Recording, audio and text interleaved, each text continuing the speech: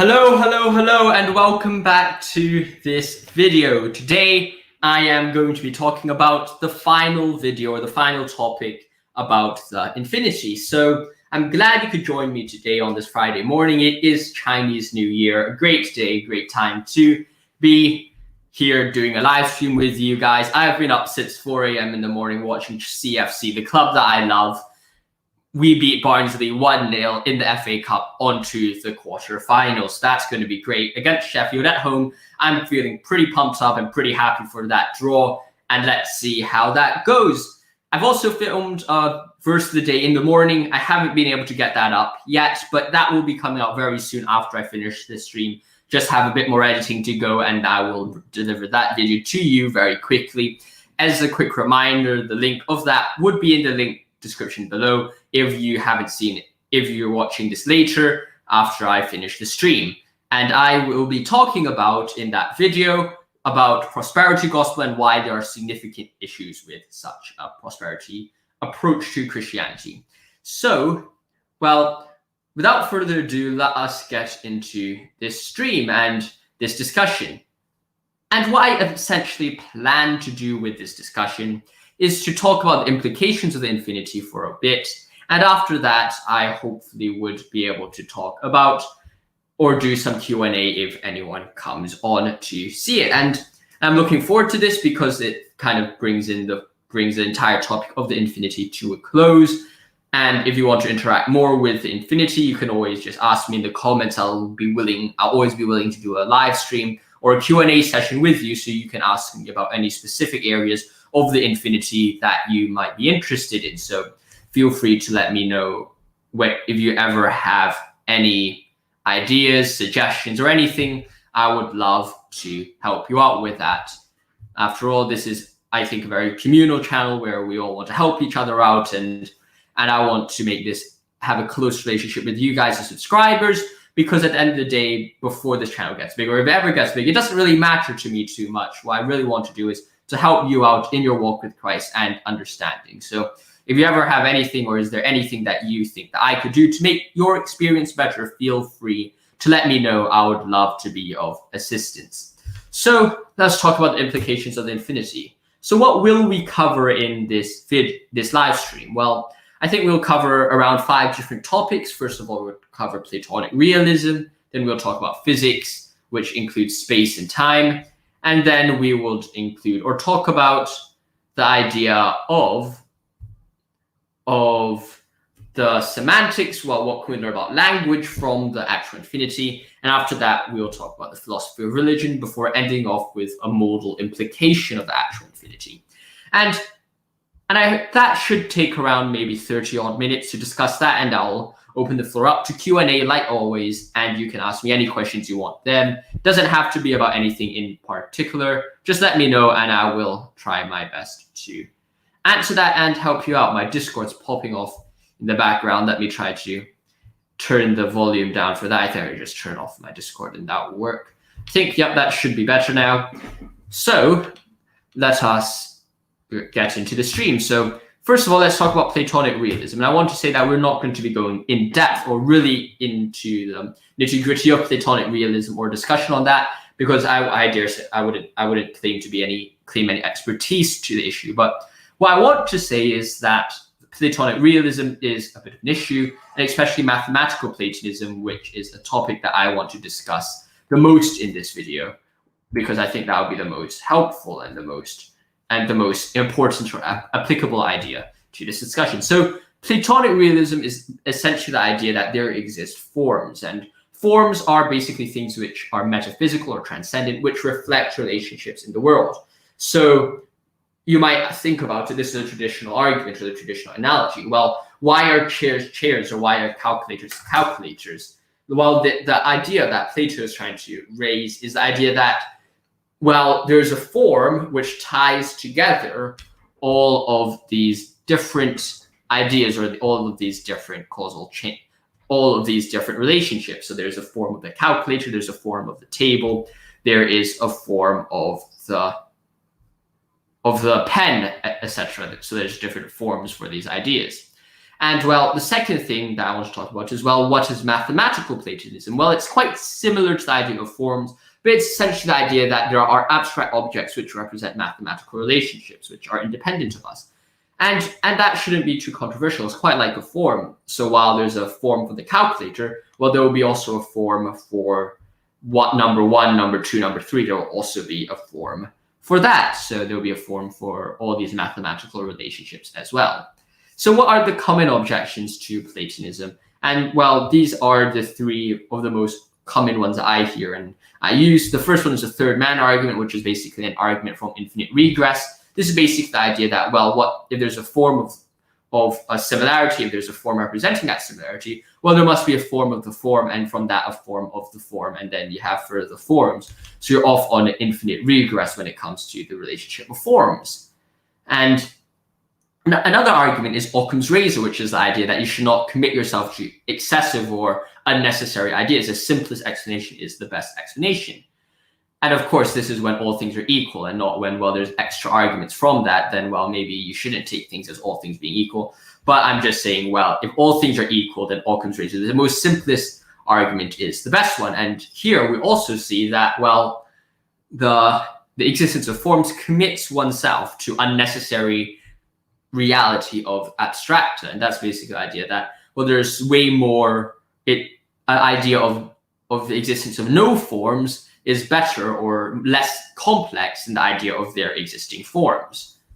And the third common objection is the idea that, well, the concrete and the abstract are maximally separated. This is raised by Van Inwagen, where he basically says, well, the abstract and the concrete are 2 very different things, and hence there's this large separation makes it very difficult for anyone to claim the existence of one because it's a very separated reality. So there are further problems with the abstract objects for all mathematical identities, because let's imagine, for example, mathematical Platonism, for example. There would be abstract objects for all mathematical entities, like there'd be an abstract object or abstract form for 1, 2, 3, 4, 5, 6, 7, and all the transfinite arithmetic as well. So what we do see is that this kind of violates the principle of limitation, which says that we should limit our sets, and we should not have we should have a limitation to how big our sets can actually be. And I think that limitation is a very important principle when it comes to the understanding of set theory. So, well, what is Russell's antinomy? Because I think Russell's antinomy also arises when we talk about infinite sets. And Russell's antinomy is basically the idea of a self-containing set, which is a kind of a paradox or contradiction. And this also arises when we have actually infinite Platonic sets or mathematical Platonic sets, because what we do see is that, well, what is the aggregate of all abstract objects? If you look at not only the set of all abstract objects, well, what is the number of that abstract object? And then that surely should be larger than the largest abstract object or the largest number of the abstract object. But then if that's the case, then there should be another form for that abstract object. And then we're off once again to an infinite regress. And since this is an ontological discussion, for example, and that means basically there's actually existing these Platonic forms, it would be inaccurate or wrong to just say or use an idea of a class for there to be a structure of forms or a structure of different layers of these abstract objects, because each of these abstract objects would have ontological existence. And these classes only exist when you're conceptualizing how they layer up together. So this idea of a types, this theory of types, will not apply to these mathematical objects. So, well, let's talk about space. The idea that, well, space is finite. And this is our discussion about physics now.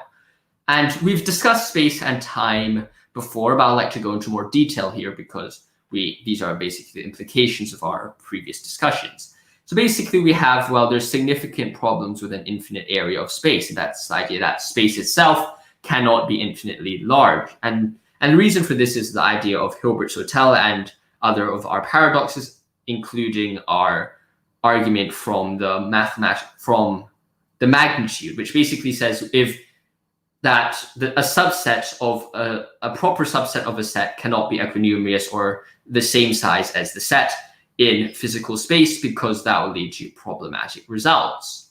So basically, I have the idea that space is finite, because if space was actually infinite, there would be problems with that. And we could also find that time is also finite because, well, things like Grimm-Reaper's paradox and Hilbert-Zoetel paradox, these demonstrate the impossibility of an actual infinite in reality, especially in time. And then there's always the classical discussion between A theory and B theory. And I discussed this a bit in the past when I was talking about, in our last live stream, where someone asked me about this. I think they asked me, well, am I an A theorist or B theorist? And I said, well, I'm an A theorist. And I think that it's the best way to look at reality, and it's the most common sense way to look at reality.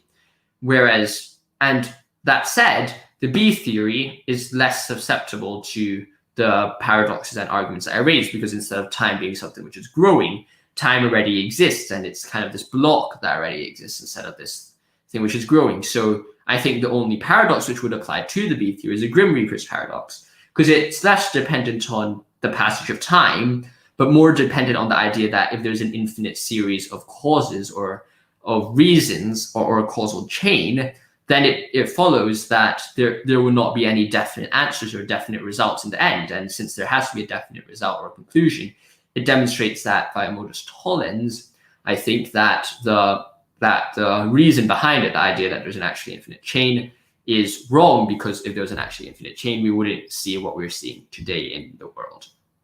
And I'm sorry that I'm very tired today. It's just a bit exhausting after discussing this, after waking up at 4 a.m. in the morning. But I hope you enjoy it. I hope this is helpful for you. And if you want to know more, just make sure you ask me in the Q&A, and I would let you know about that.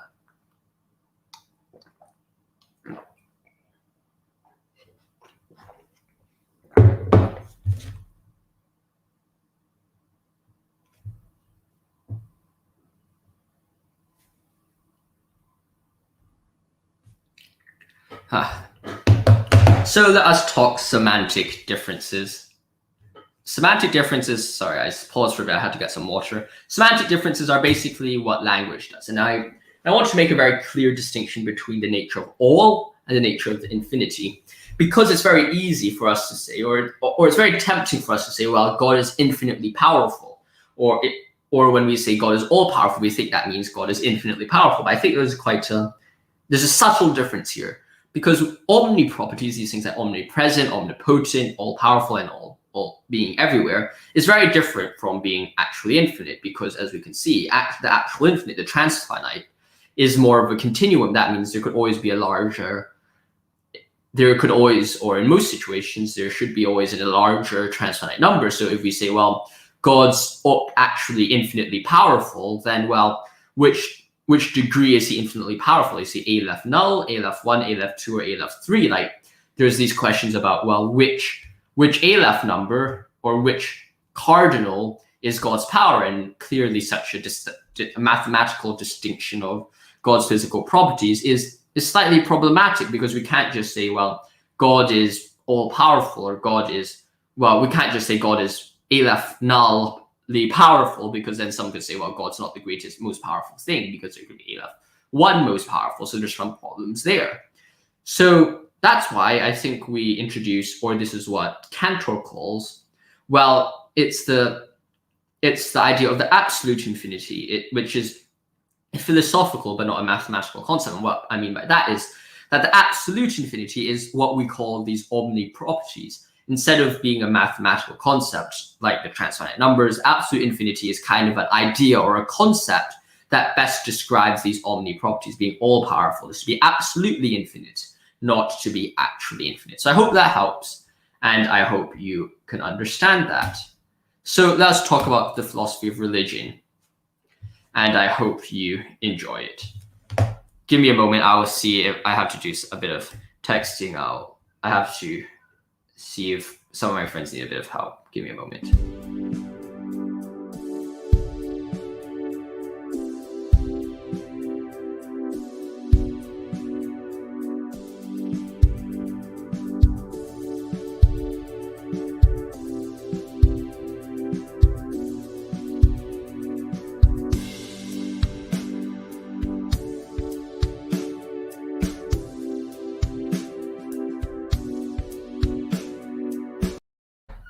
So I'm back. Sorry, I just had to do a bit of admin stuff, but I hope that's all right, and I hope it doesn't distract you too much. It's all good. So basically, we're talking about philosophy of religion right now. We basically have, first of all, an argument from Scholastic Realism, and this is basically an argument raised in the works of Fesser, where he basically says, well, is realism true? And from the truth of realism, well, we use a disjunctive or a syllogism, which basically says, well, either Platonic, conceptual, or scholastic realism. It's not Platonic or conceptual realism. Therefore, it has to be scholastic realism. And before I go too in depth here, I would like to talk about Cantor's Intellectus Divinis, because this is basically the idea that Cantor is basically saying, well, where does the absolute infinity or where does the actual infinity exist? And sometimes he attributes this to the mind of God and says, well, these truths are grounded in the mind of God, and it's a good way to understand God. So I think Cantor is quite right here, because if you look at my later argument from the modal implications of the transfinite numbers, well, you first have realism is true, and from that we have, well, because I'll discuss that later, just assume that it's true for now. Then you could see, well, it's either Platonic, conceptual, or scholastic realism.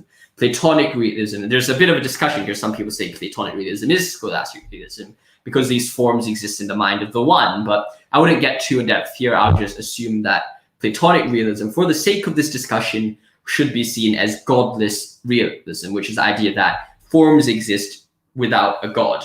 And that's Platonic realism, and that can be seen as wrong from our previous discussions on Platonic realism. Conceptual realism is basically the idea that forms are dependent on the mind, but that once again is wrong because, well, forms should be seen as transcendent and different ideas or different or separate from human understanding, because if all humans died, theoretically the forms, if the argument works and they are metaphysical, should also exist independent from the mind. So there's some issues with the conceptual realism, because forms or the truths of the forms that you see in realism cannot be grounded on mind-dependent reality, because the mind is evidently more important. Glad you're here. I'm sorry. I can't pronounce your name, mate. I've been up since 4 and the pronunciation just escapes me at this time in the morning, I guess. But there's basically, this argument is seen in Fesser's work. Let me show you Fesser's book. I'll give me a second. It's in the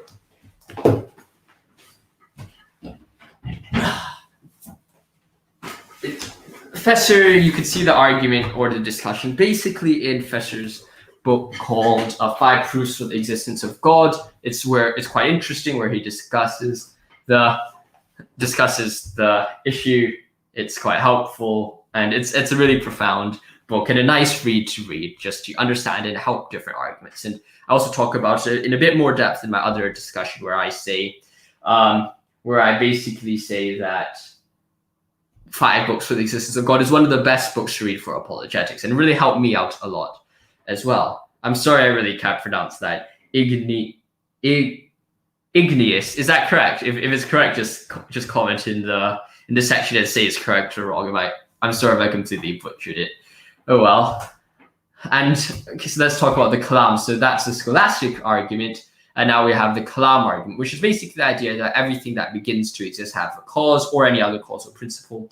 The universe began to exist, and by the universe I mean all physical things. So if there's a multiverse, that also would include as the universe the totality of all physical objects.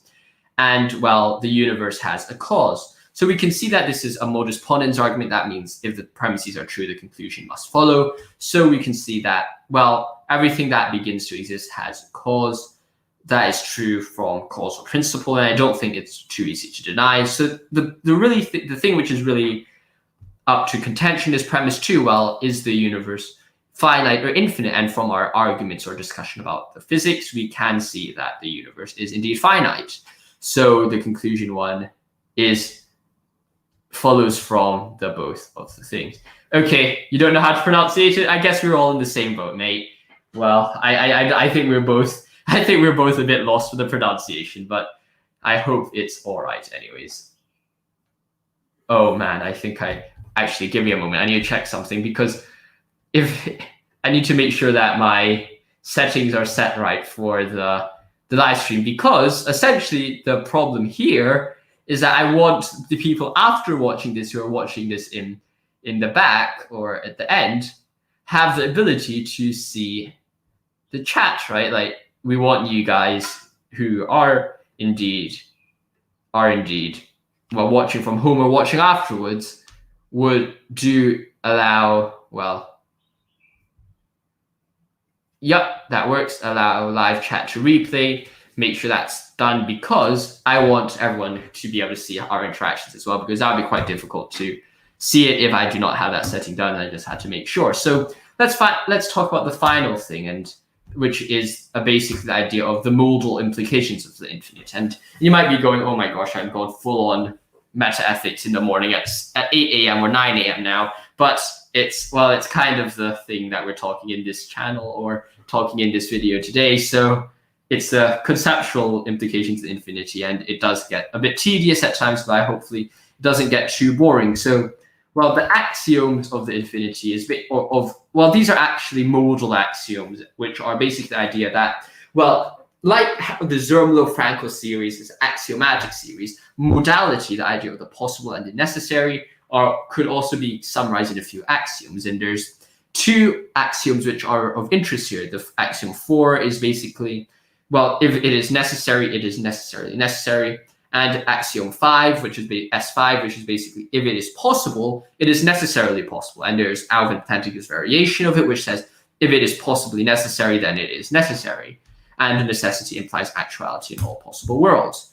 Now, I wouldn't go too in depth into what this is, but essentially, okay, I cannot update the video, but whatever, it's fine. But essentially what I'm trying to say is that these things, oh my gosh, that's an absolute disaster, but whatever. I think that what I'm trying to say is, well, if someone accepts these modal axioms, what conclusions do we get on it? And here is the modal argument for the transfinite. And the modal argument for the transfinite is quite similar to the ontological argument for the existence of God, which is basically the idea that if God is possibly necessary, then he's necessary and hence is actualized in all possible worlds. Here it says mathematics is necessary, because a lot of people do believe that mathematics is necessary. Necessary states of affairs are necessary in all possible worlds. That's basically the restatement of the modal premise. So 1 and 2 can be seen as kind of the same premise. And in 3, transfinite arithmetic is mathematics, and that should be uncontroversial. Number 4, transfinite arithmetic is necessary in all possible worlds. Well, that follows from 2 and 3.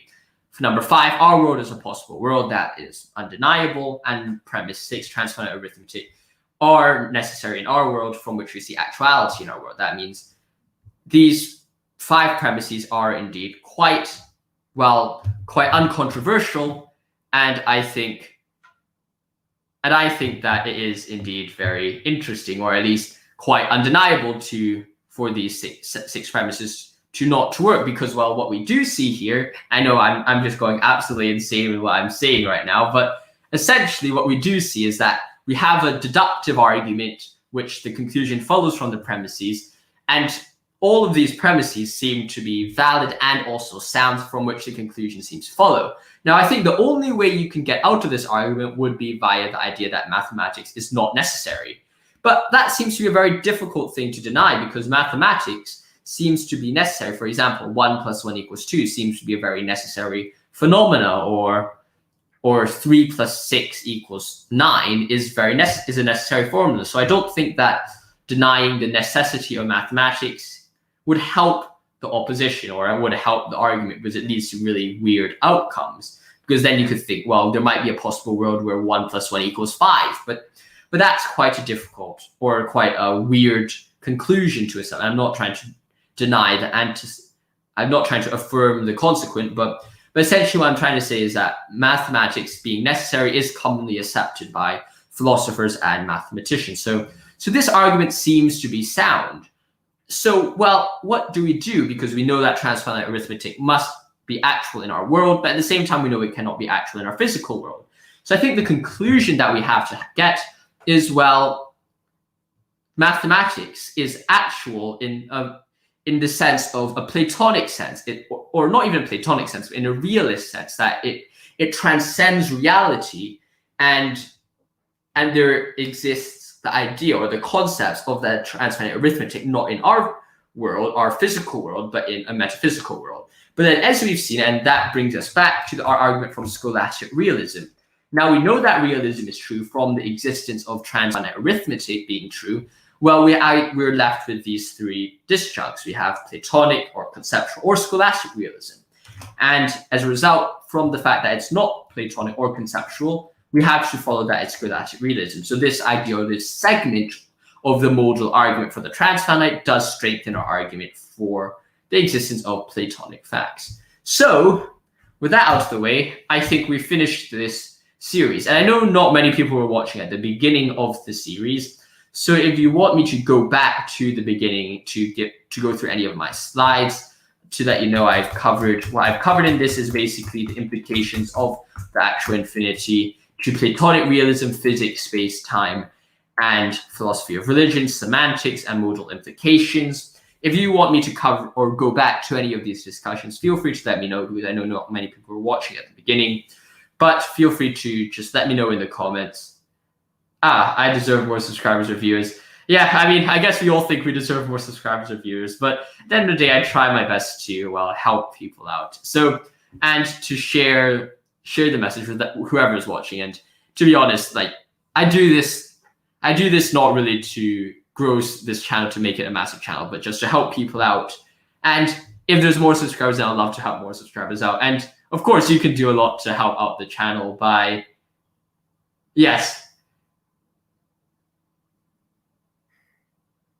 Okay, I'll get back to 北风萧萧，水花飘飘. Oh my gosh, I love that song. It's bloody beautiful. But essentially, if you think anyone could benefit from a discussion on philosophy, religion, and daily verses or devotionals, feel free to share it with your friends. I really try to help you guys out to the best of my abilities. Just let me know anything of what you want to see on my channel, and if I can accommodate it, I promise you I will. So, how this may relate to some other theories. So, really support your work, mate. Thanks a lot.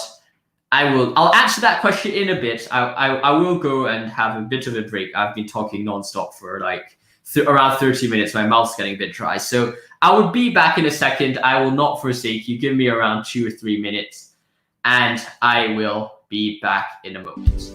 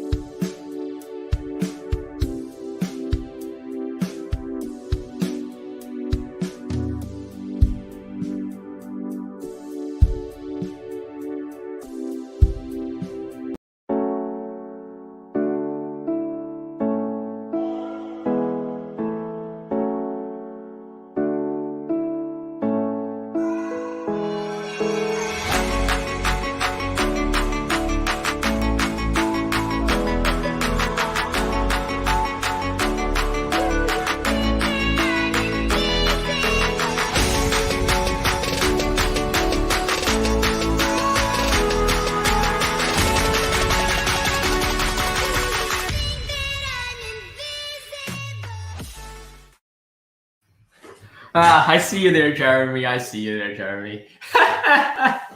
But I guess I've been up since 4, so my brain's not working too well today. But okay, so let's first answer the question how this may relate to other theories. Well, I think this is first a mathematical idea in the sense that it demonstrates that mathematics, if true, would be necessary. And I think that's the first thing to get out of the way first.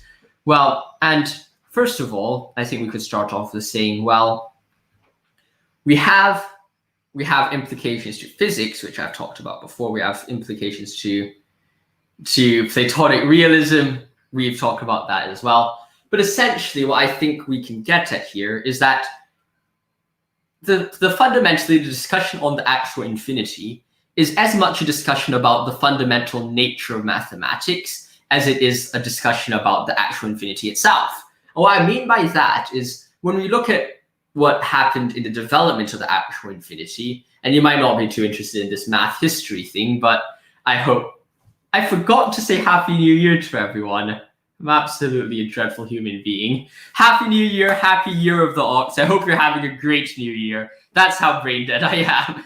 But essentially, we see in the history of mathematics is that mathematics has always been very classical in the sense that, or very traditional in the sense that, well, they take a lot of things as given, and we see mathematics like 1 + 1 = 2, set theory, all of these is a very naive approach to mathematics. We look at mathematics and we say, well, it is what it is. But then as mathematics developed and Cantor developed his naive set theory, they started realizing, well, there's some problems with the fundamental ideas of mathematics. And one of these was Russell's antinomy, which really shook the fundamental groundings of mathematics. And one example of that, and that's the idea of the self-containing set. Well, what would be the set of all sets? And these ideas of a self-containing set led to significant problems with the fundamental concept of mathematics. And as a result, from that came Zermelo-Fraenkel set theory and other of these approaches to solve these antinomies and fix mathematics. And essentially what we see from the infinite is that these axioms are of a conceptual nature and not a physical nature. And I think that's a fundamental thesis in the discussion here, is that when we talk about axioms, the most important thing is that these axioms are conceptual and not physical. And it's a separation between conceptual mathematics and physical reality, which is perhaps one of the greatest implications of mathematics and of the actual infinity. 新年快乐. Yes, I finally read that. It's simplified Chinese, and I got that. That's great. But okay, what is your opinion on Joe Schmidt's argument against classical theism? To be honest, I've never heard of it, and I'm sorry that I don't know too much about Joe Schmidt's argument against classical theism. I'm not too familiar with the theistic theology side of things, to be honest. I'm more of philosophy of religion, and of course classical theism and stuff tie in with it, but I wouldn't say I'm too much of an expert of that. And as in the words of, who do you call it? In the words of Wittgenstein, whereof one cannot speak, thereof one must remain silent. I have to say, to be honest, don't have enough expertise to comment on it. So I'm sorry if that doesn't answer your question, but I rather just not say anything about it than just say something and it be an absolutely horrible argument, if you got what I mean. So how does it explain on religion, implications on religion, Jeremy? I will get to God. So basically what I'm saying is that the actual infinity, actually, I think I could start off with the semantical differences, which is basically there's a difference between saying God is all powerful and God is infinitely powerful. Because if you look at, if you look at a lot of people, they like to say, well, God is infinitely powerful. God has infinite power, maximal power, and different ideas like this. But then we realize that each of these words mean very different things, because as we've discussed before, the actual infinite is a series, it's a continuum. That means even if God is actually infinite in the degree of Aleph null, there could possibly be a greater, more powerful, or a larger power of God who's at Aleph 1 or Aleph 2. So you can see that the actual infinite, when we say actually infinitely powerful, we have to be very specific with our wording and very careful with our wording. And that's kind of what I am trying to say with my argument or my discussion here. So that's where I bring in the idea of what we call an absolute infinite, which is not a mathematical concept, but more of a philosophical concept. And this philosophical concept is the idea that, well, absolute infinity is the best way or the best idea which represents the idea of God being actually infinite. So imagine God being not actually, I mean, being all-powerful. So imagine the property of all-powerful or omnipresent or omniscient or omnibenevolent. We could think of these properties, but what's the best way to quantify it? And then that would be the absolute infinity. So while it may not be accurate to call God actually infinitely powerful, we can use the term absolutely infinitely powerful, and that can help our discussion. And of course, it's not a mathematical concept, but it is a philosophical one or a linguistic one. And okay, we've come to God here, and hopefully that helps a bit. Okay, so there's an argument from Scholastic Realism, which is basically, as I've said before, from our modal argument, we know that realism must be true because the actual infinity must exist somewhere because it's necessary. So where does it exist? It clearly doesn't exist in reality because we've demonstrated from our previous arguments that the actual infinity cannot be realized in physical reality. So it must be actualized somewhere else. And where would that be? Well, it's realism. It's the idea of these forms or some sense of abstract or some sense of existence beyond our physical reality. So we have P2, which is, well, is it Platonic realism? Is it conceptual realism? Or is it scholastic realism? And well, premise 3 would be saying, well, it's not Platonic or conceptual realism. And the reason for that is, well, because conceptual realism reduces these things to mind-created ideas or mind-dependent reality, which I think is wrong. And Platonic realism is subject to many arguments, like the third man argument and other of these ideas, from which it follows that scholastic realism is true, which is the idea that, well, these things exist in the mind of God. So it also helps the Kalam, which basically says everything that begins to exist has a cause. The universe began to exist, therefore the universe has a cause. That's a way that something can approach to it or talk about this argument, which I think is very helpful. And it's one of the most simple arguments for the existence of God, but in my opinion, one of my favorites and one of the most common one I use, which is most helpful because it's defended both by philosophical and scientific reasoning. So I hope that helps. And yeah, poor form, Josh. Yes, I am very guilty of sometimes just absolutely forgetting to do the most important things because, to be honest, sometimes my brain goes absolutely crazy, especially if I've only slept for 4 hours. But I hope that doesn't matter too much. And well, if you have any other questions, just let me know. I'll happily discuss it further. Oh yeah, there's any thoughts since you shared it the first time around? Not much really. Actually, that reminds me about new thoughts. I should share some new discoveries or new ideas about the discussions or the developments I've had since I last discussed the actual infinity here, which is basically the idea of, I'll show you my document because that might be the easiest way. By the way, I forgot to change the banner. Oh my gosh. But essentially, if you have any questions for me, just let me know. I'll get back to you, and I'll get to you as soon as possible. I'll get my Cantor's, my actual essay out, so you guys can see some of my new ideas or my new discussions here about the actual infinity. And my mind is quite problematic right now, but let me get it up and show you. Share screen, and Chrome, Cantor's Paradise, Infinity on Earth. Yeah. Oh yeah, by the way, I'm going to get my TED Talk's coming out soon. On, where is it? I think it's coming out on the TEDx website or TEDx Youth website or something like that. Hopefully it's less loud right now, but essentially, what did I change? I changed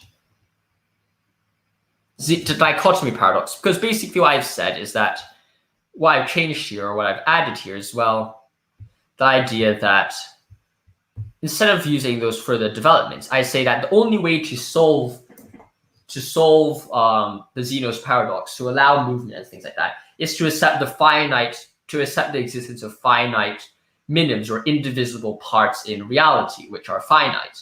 But if that's the case, if reality is indeed finite, and if reality is indeed made out of finite parts, then it follows that the entire universe is finite. And this is not an argument from composition, but is instead an argument from, well, the existence of It's from the idea that you cannot add up to an infinite. So if you see finite parts, you then see that the actually infinite series itself is actually infinite and is not finite, in the sense that, well, what am I talking about right now? I've gone absolutely insane. But essentially what I'm trying to say, I think, is that if the universe is made out of fundamentally finite parts, then it follows that, well, the entirety of the universe is finite as well, not from composition, but from the fact that you cannot add up to an infinite. So if you have finite parts, you cannot have an actually infinite universe or an infinite past, because in order to get rid of the Zeno's paradox or the dichotomy, you first have to accept finite parts in the universe. Otherwise, you'll have an actually infinite division in every situation. So that's one of the things that I talk about here and one of the changes I made. And I think that's the only change I made recently. So I think that that is the most helpful, or the only way to look at it. So I hope that answers the question, the things I've changed with this since I first started on it. And if you have any other questions, just let me know in the comments. It could be absolutely about anything. I'll try my best to answer it. I'll probably have quite a short live stream today. I'll probably end it in like 15 minutes in and out. And I'll only live stream for an hour because, you know, you could probably see that I'm quite tired right now. But I would love to answer any questions. If you have any comments or suggestions for my channel, feel free to let me know. I'll love to get back to you as soon as possible, and I'll try to incorporate any ideas or things to the channel and help it grow and use it as a guide or a way to help your concepts as well. If you have any debates that you want me to review, also let me know, because some people, like Thank You Jesus, has indeed wanted me to do more debate reviews. So I will always love to do more debate reviews, and just let me know what debates you want me to review. I'm planning to do Craig versus Eric Wielenberg next for my channel. I'm not sure how that goes, but we'll see how that, but if that's of interest, just let me know. I'll make a video of that soon. So yeah, feel free to let me know if you have any more questions. And in the meanwhile, I'll rest my mouth a bit and rest my throat. It's getting a bit dry here.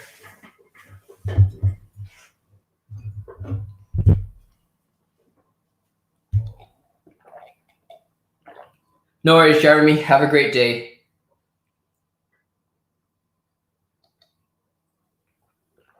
Thank you, Jesus. Do you have any questions?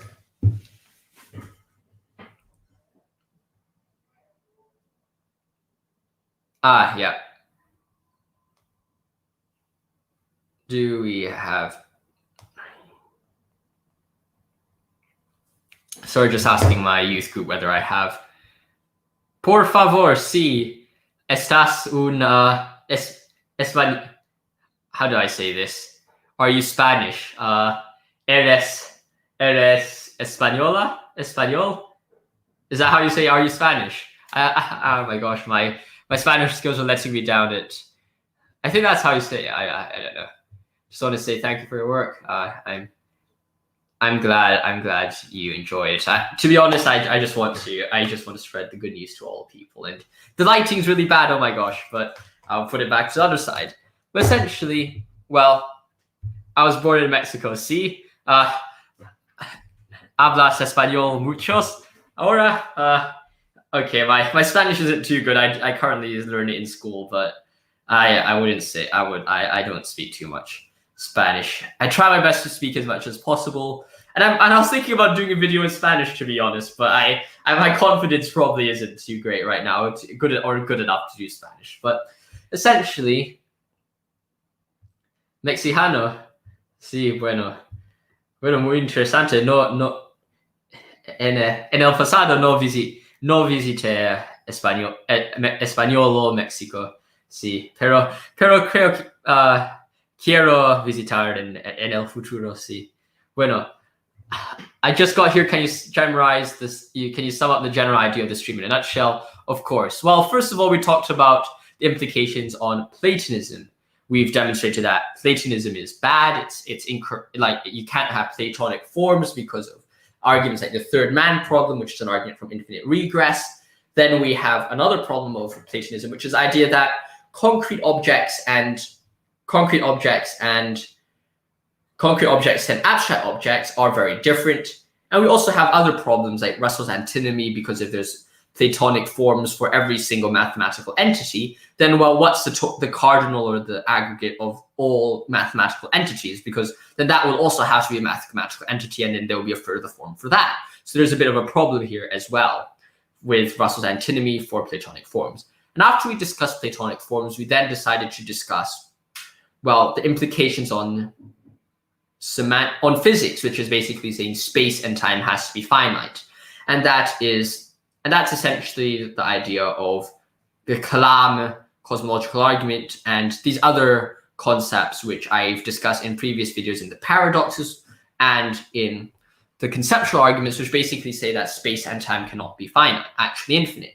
And after that, we discussed, well, God, the nature of God. And the nature of God basically was, well, God cannot be actually infinite, but then he is absolutely infinite. And the difference there is essentially the idea that the actual infinity is an improper infinity, whereas the absolute infinity is the only proper form of infinity. So while there could be a continuum of different degrees of the actual infinity, there's only one absolute infinity, which makes it not a mathematical concept, but a philosophical concept to describe God's omni-properties. So I hope that helps with the nature of the infinity. Then of God, then we talk about, after that, we talk about, what do we talk about? We talk about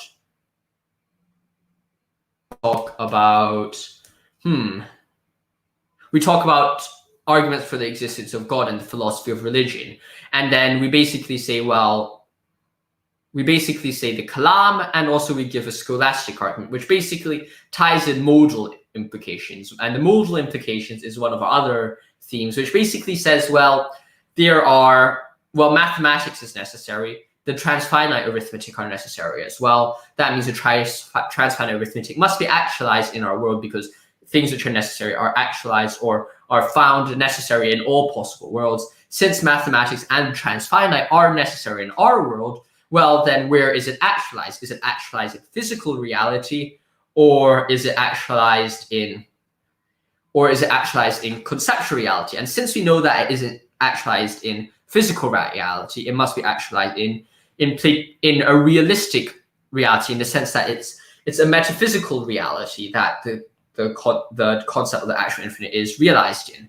But then the question now is, well, is such an existence philosophical? Is such an existence a Platonic realism? Is it conceptual realism, or is it scholastic realism?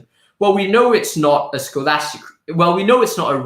Platonic realism because of the arguments we raised previously. We know it's not a conceptual realism because, well, we can't have mind-independent reality. So it must be a scholastic realism. So we reach the idea that the transfinite arithmetic is grounded in the mind of God. So I hope that helps you out. That's a kind of summary of the stream in a nutshell. Hope that helps out. If you have any other questions, feel free to let me know. I'm applying some ointment to my arm right now, some medicine. But I hope that helps. Sí, gracias. Me gusta practicar mi español, sí. Porque si no hablar, bueno, es muy fácil para olvidar mi español, sí. So yeah, I hope that's a quick summary of it. Feel free to ask me any other questions. I'll happily answer them for you. Or if there's anything else you want to see, I'll happily answer this for you. Also, a quick reminder or update. I am indeed going to be uploading a video on the verse of the day quite soon, which is going to be uploaded after this video, because I'm currently editing I'm currently editing the video before I started streaming, and I'm editing it right now as well. And it's basically not too long of a video. It's basically going to be around 22 minutes of footage. I basically explore an area near my house called Kadori Hill, which is quite an interesting place because it's quite a nice hill. I was out at 6 a.m. in the morning because I was watching a football match from 4 to 6, which probably explains why I am this tired, or I'm this kind of crazy right now, because it is indeed I've been up since 4, so I've had like 4 hours of sleep last night, but we'll see how it goes. Yup, growing block theory.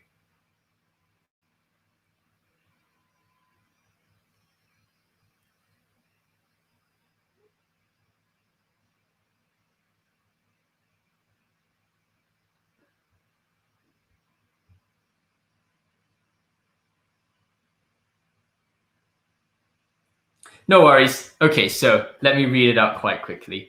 For me, a benefit of growing block theory of time is that it allows the past to remain in existence like eternalism while also keeping a sort of temporal becoming.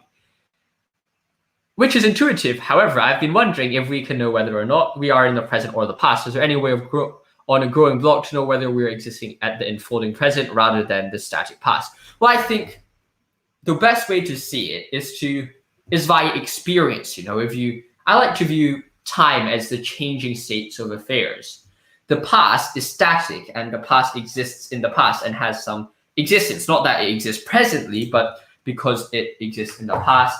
And hopefully you don't mind the lighting too much, but it's just because actually if I turn on the light, it always helps. Give me a moment. I think that should make it a bit better. Yeah. So essentially, I think the best way to realize it, or the best way to see the nature of the what do you call it? The fact that we exist in the present is seen because what we have is the idea that humans or us. Well, I think the only way to know that we're in the present rather than the static past is the same way we know that the universe or is a theory, is that it's the most common sense way to do it. And I would say that's perhaps by definition that we're currently existing, that we're using the present tense to describe our existence, that we're in the present instead of the past. And I mean, and that might not be a completely sufficient argument or a completely sufficient reason, but I hope it helps. And I think that's the best way to look at it, in the sense that, well, we currently experience, because at least time is quite an experiential thing, and not really the experience of humans, but kind of the experience of the world, in the sense that the world is undergoing change and undergoing the shift of time, and it's moving, right? So the present would be seen at the stage which the things are changing at the present. So since things are changing right now, we can kind of say that, well, currently we are moving with the block as it is growing. So the fact that things are in the future to us know that we are on the edge of the block which is growing. So I hope that helps. And you always see verse the day in the morning. I live in Houston, Texas. Yep. I do think that I actually haven't been to Texas. I've been to America twice, once to San Francisco and LA, and another time to New York, where I caught a fish. I went fishing. So basically, yep, that was my trips in America. I haven't been to Texas. Seems like quite an interesting place to be in. And if you have any place you want me to visit in Hong Kong, feel free to let me know. I'll just well, what do you call it? I'll just visit those places if you want me to visit them, and I'll show you around those places. So if you have anywhere in Hong Kong that you want to see, then I'll be your tour guide. I'm not only an apologetics for all, but I'm also tour guide and Hong Kong tourism for all. But I love to bring these videos, versus the day videos, to you. So I just let me know when anything happens, or if you're interested in anything of that, I'll always just go and try my best to bring you some enjoyable content. So, well, would you say our past selves are currently experience time differently then? Well, I think I would say that our past selves, well, I think this is where the tense theory of time comes in. I would say that our past selves do not experience time as we do right now, because they have already experienced the present, in the sense that in the past, they experienced the present. Whereas, for example, yesterday I played the cello with my grandfather, and at that time they experienced the past. But now that it's set in stone as the past, it is no longer a current experience of temporal realization for them at this present moment. They're not experiencing the passage of time as we do right now, as we're experiencing in the present. Although while they were experiencing it in the past, they would in the past they would experience the present, if you got what I mean. Like while they were living in the past, and now I'm sorry, I'm probably not explaining or explaining my views too clearly right now, but I'm basically trying to say that our best way to think about it is that in the past, while they were in the present, they were experiencing time as you do right now. However, since they're in the past, their experience or their parts or their ideas or their existence is only in the sense of a past tense phrase. Julius Caesar crossed the Rubicon, or the Battle of Thermopylae, the Spartans died at Thermopylae, or the Spartans fought at Thermopylae. As we can see, these are past tense things. And although they did experience the present while those things are happening, now they only experience a past tense sense, which is they're now just a fact in history, and they're kind of written into history by being in the past, if you got what I mean. And I hope that helps. I mean, I'm probably not explaining it too well right now. Well, Adherent Apologetics, glad to have you here. Zach, I'm really happy to have you here. I caught you as you're finishing the live stream in the morning after I watched Chelsea against Barnsley. I was so deadened. And to be honest, it was probably one of the worst mistakes of my life to decide to talk about the implications of mathematics after only 4 hours of sleep watching Barnsley in the morning. But, well, I guess that's how it goes. I'm glad you're here watching this. And okay, I'm still doing these mental gymnastics, I was just talking about the A theory, B theory of time. Perhaps not in the clearest way possible. My brain's not putting words in my mouth in the proper way, but I guess I am up and all. Well, I'm looking forward to your stream tomorrow on the response to in your response to Apologia. So those people watching or those people watching in the future, make sure you go check out Zach's channel, Adherent Apologetics. He does a lot of great content, a lot of interviews with different people. So you make sure you go check that out. I sometimes appear on his channels, and also I'm sure that you'll enjoy the different interviews he does with people. So, I mean, yeah, I was thinking about that actually. Yeah. I think and I have to thank him a lot for this channel growing, because I think before I met Zach, my channel was at, how many subscribers did I have? I think I was around 120. I was around 120. I was at around 120 subscribers before Zach. I went on Zach's channel, and then after that, I'm at 160 now, or 159. So that's great. It's a great time, and I have to thank him so much for giving this channel a bit more airtime. And also, yeah, just a quick thing. I'm not going to be on the video. I'll probably be watching it from my home. I'll be in the comments. So I'll probably see you there in the comments. Elephant Philosophy is a good guy. Yep. And I'm just hoping that he does a face reveal, but I'm not sure when that will happen. I guess it's kind of like Dream, if you're into Minecraft lore. The guy never reveals his face. It's just this green guy with a white face with a smiley face. And he was going to do a face reveal in the YouTube Rewind by... Yeah, he's already doing he did a YouTube Rewind in Mr. Beast's YouTube Rewind. He was going to do a face reveal, but then he dropped it, and he dropped the slide and just trolled it. He just pranked everyone with the mask. But Elephant Philosophy has taken divine hiddenness, the doctrine of divine hiddenness, very seriously, just hiding himself from all of us. But we'll see how that goes. And I'm looking forward to the video. I'll probably see you in the comments if you're watching that live. And if you have any other questions, just let me know. I'll probably stay on for a bit longer now that there's actually 4 people watching, and I'll just stay around here longer. I basically, it's a public holiday in Hong Kong, so I basically could probably stay on here for quite a long time. I was thinking about going to catch some sleep, but I've decided not to, because whatever. Like, it doesn't really matter too much. EP doesn't want to know that he's an actual elephant. I mean, they do say elephants are some of the smartest creatures ever. I probably wouldn't be too surprised. And there's actually yep, see you later, Zach. I'll see you tomorrow when you're doing that stream. I think I'll probably watch it. It's around 12. It's around 11 p.m. So I'll probably be up to watch that. Have a great one, Zach. I think it's probably about time you go to sleep or have a bit of a rest yourself. So I see you, Zach. Thanks for being here and thanks for popping in.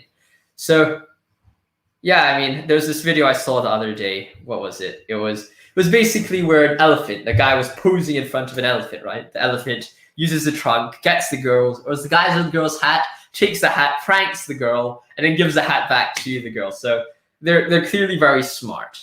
So yeah, that's elephants are really smart. I guess that's what I'm trying to say. So if you don't have any other questions, I'll probably go off and upload the verse of the day for you. Like always, if you have any places in Hong Kong that you want me to visit or do verse of the day, and just let me know. I'll try to get that done while I'm currently on half term, so I have more time to visit new places.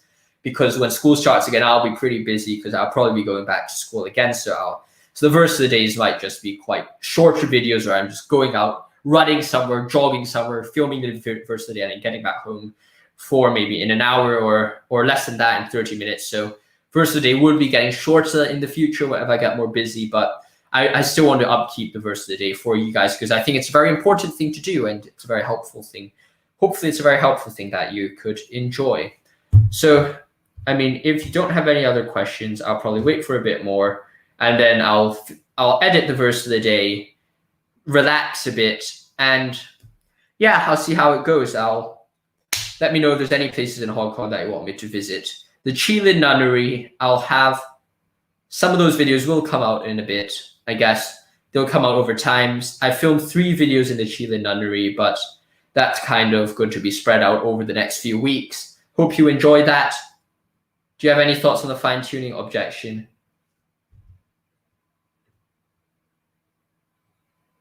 That's another long question, but fine-tuning objection that I could drink some more water. Water is the key of life. I guess it's very important for all of us.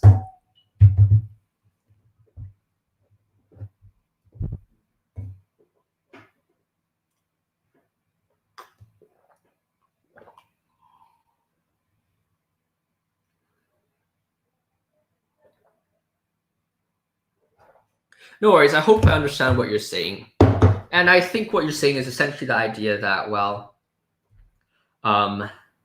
this idea that ratios, if you have multiple combinations or you have multiple ideas or multiple, I think this is quite, I mean, correct me if I'm wrong, but I think this is quite similar to the multiverse idea, which says that maybe an infinite multiverse exists. So at least somewhere down the line, the probabilistic thing of a fine-tuned universe would have to exist. For example, while it might not be quite probable in one universe, or it might not be probable that if it happens only in one universe, if there's a multiple infinite universes, then there will be then there would be indeed, the dice will be rolled so many times that the probability of it rolling to a fine-tuning universe will be quite high. And if that's what you're saying, then, well,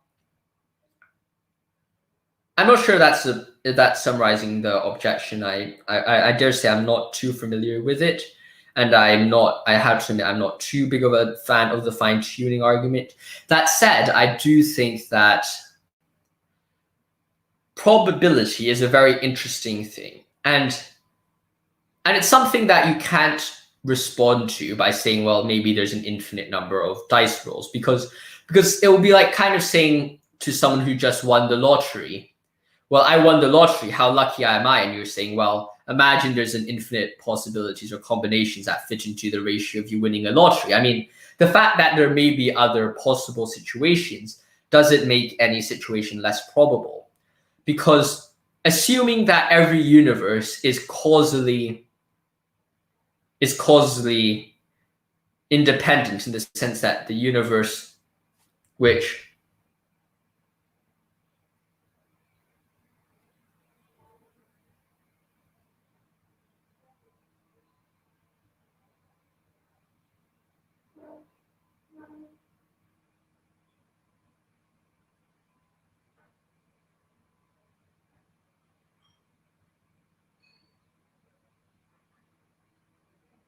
Yeah, and I think what we need to think about, or I want to raise, is the idea, and I have to say I'm not no expert in the fine-tuning argument as much as I want to be, but I think that we have to understand whether possibilities are causally independent. And what I mean by that is, well, each causal world or each possible world is a potentially different possible world. Now, what I mean by that is, well, is essentially the idea that every time we see a situation, right, we have, oh my gosh,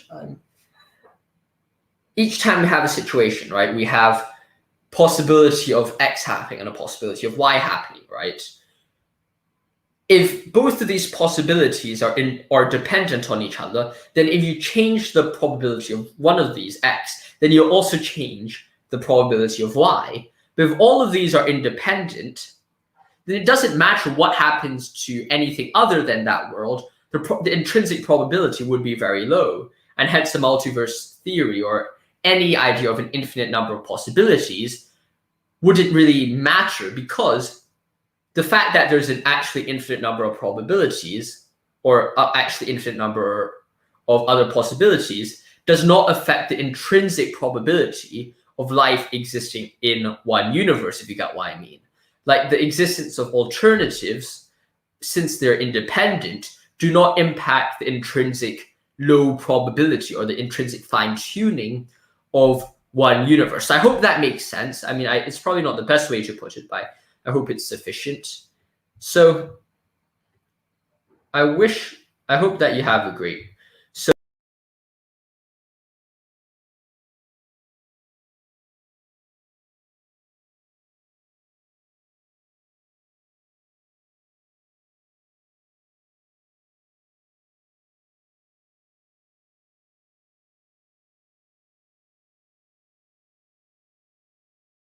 okay, I'm back. I accidentally, what do you call it? I accidentally closed the window for my Google Chromes, which is a bit of a problem, but I'm back anyways. I hope that helps. And if that's all question for today, I think I'm going to edit the verse of the day and get some rest for myself. Spend the rest of the day reading Demons, which is an interesting book. As you can see in the background, I'm around halfway through the book Demons. I also talk about the Grand Inquisitor during verse of the day. So if you guys are willing to stay up for maybe another hour or so, you'll probably see verse of the day by then. If not, then probably you'll see it tomorrow when you wake up.